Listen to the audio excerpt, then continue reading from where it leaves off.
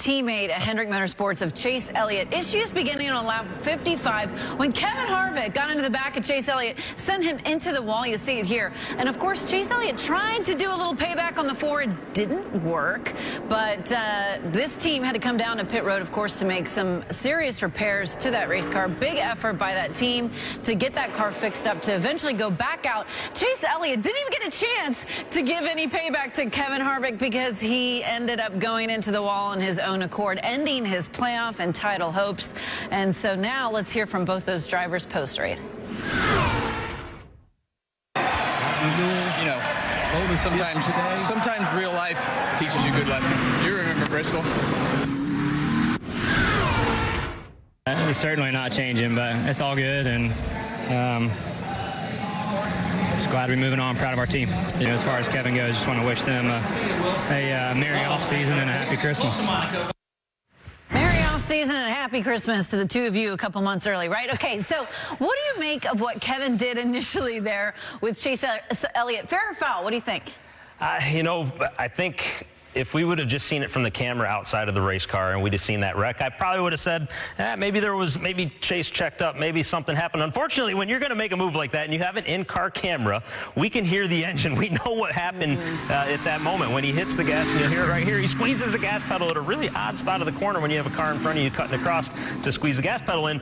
At that point there, I think for me it becomes foul. And I'm also of the belief that what took place at Bristol was kind of eye for an eye. Chase felt like he was wronged. He came back. He ran his line in front of Kevin. It just so happened to slow Kevin's car up. And from my perspective, I thought it was kind of okay. They're even at that moment. Kevin Harvick doesn't feel that way, though. And I guess it's all perspective. If you ask Kevin, he thought it was fair. If you ask Chase, he thought it was foul. I personally think it was foul.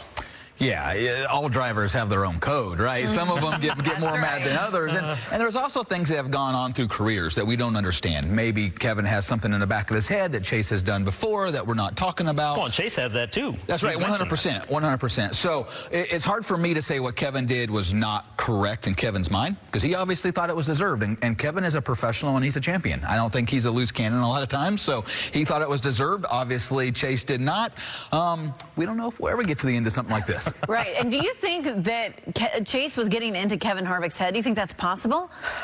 You know, this is the first time I think that I've ever actually had a little bit of a feeling of that. And I felt that way at Bristol a little bit. You know, after Bristol was over, I thought, man, it just seems like maybe Chase is in his head just a little bit. Not a lot, but maybe a little bit.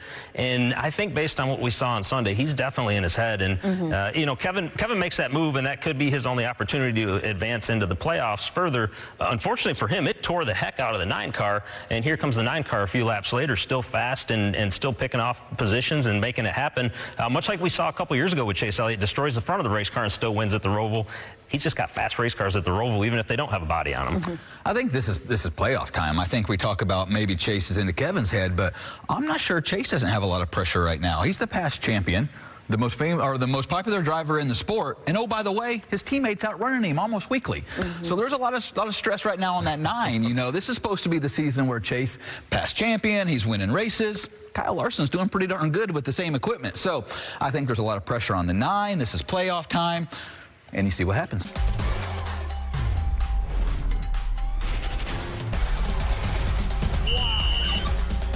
That's incredible.